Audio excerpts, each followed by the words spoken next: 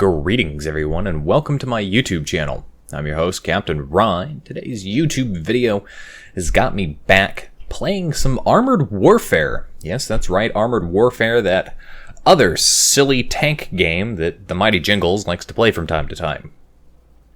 A lot's changed since the last time I played it, and I mean really heavily played it. Played this game a lot back when it was still in closed beta and there was still a lot of things that were being done with it. Now, though, I think they're either on the cusp of Balance 2.0 or they just released Balance 2.0, but regardless of what balance patch they're on, they've actually made a lot of changes since the last time I really hunkered down and played this game. And a few of these changes have actually gotten me killed in a couple of different battles, just because I'm sitting there going, hey, wait a second, this wasn't here last time, or there was something else that was here that isn't now in the case of a couple of the PvE matchups. So I've been playing a lot of Armored Warfare, and I have to say, I've been really, really enjoying it. First off, yes, there's pretty much no PvE, or PvP at this point, because there's just not enough people queuing up to play it in PvP. And I kind of understand that a little bit. I mean, I think the reason that World of Tanks works really well for PvP is one of the reasons that this game doesn't work as well. And that partly has to do with the fact that you've got, these infantry fighting vehicles like the BMP-2, which I'm in, that have anti-tank missiles that do a ridiculous amount of damage. But they also have these 30mm autocannons and chain guns, depending on what you're in, that do a ridiculous amount of damage, and they tend to do a lot of damage. And if you're in a tank like that chieftain over there, there's not a lot that you can do to deal with it. It's not like you have that composite armor, so the shape charges of those anti-tank missiles just rips right through you. And that's not fun. Nobody likes to deal with that. So I think that there was that fundamental problem that you ended up in a situation where people utilized the tools that they had available, and they would just wreck people who were in vehicles that weren't as good. And then, of course, the other advantage is these little armored fighting vehicles here, these infantry fighting vehicles. They're fast and they're stealthy.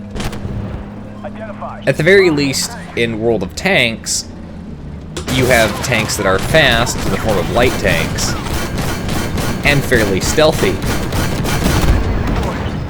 But they don't have anti-tank missiles, and they don't have the skill to highlight somebody and cause all the damage done to do, max damage. So I can understand why there would be some frustration there.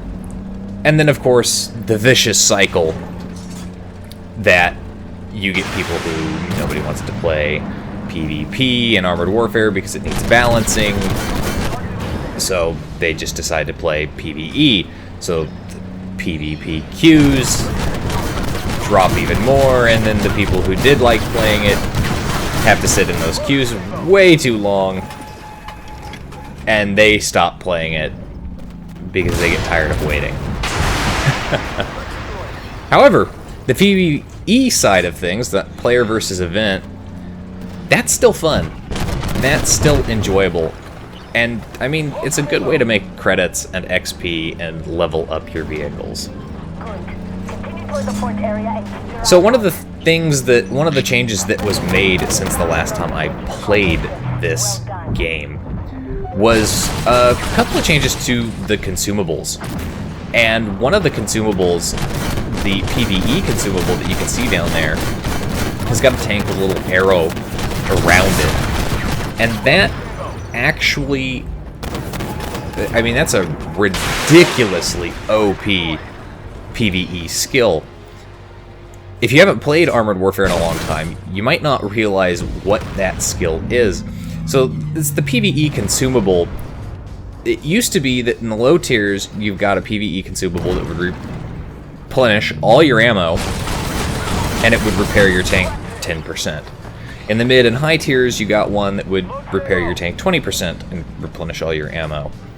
Well, this skill effectively gives you the ability to respawn. So you can use it, and it'll replenish all your ammo. It'll also heal your tank 100% if you're still alive. If you're not alive, it'll actually let you respawn. 100%. Well, not 100%. 60% of your tank's total HP. But all of your ammo. And I think that's excellent. And in PvE, it's really kind of a cool tool to have, especially if you've got some people on the team that aren't really being team players. So, I've really been enjoying PvE.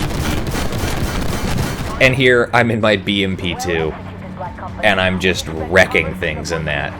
Still my favorite armored fighting vehicle in this game. And actually, you know, I like the way it looks. And I think it's my favorite armored fighting vehicle ever.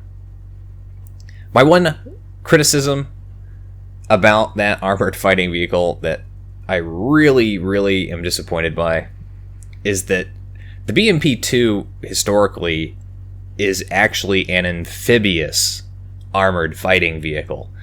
It means that it can configure itself into an amphibious mode and actually, you know, go waterborne for a short period of time. I'd really like to see that implemented in Armored Warfare.